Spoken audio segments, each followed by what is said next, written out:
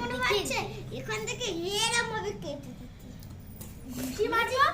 এদিকে ঠিক করে কথা বল। তো কেকটা কেমন হয়েছে তোমরা জানিও কমেন্টে। আর এই যে আমি এই পন্ডস গুলো দিয়ে সাজাচ্ছি। এই দেখো এগুলো কেমন হয়েছে, ফুলগুলো তিনটা ফুল দিয়েছে দেখো।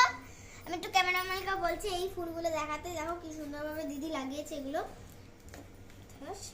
লাগিয়েছে। আর এখন আমি সাজাচ্ছি কেকের চারিপাশটা।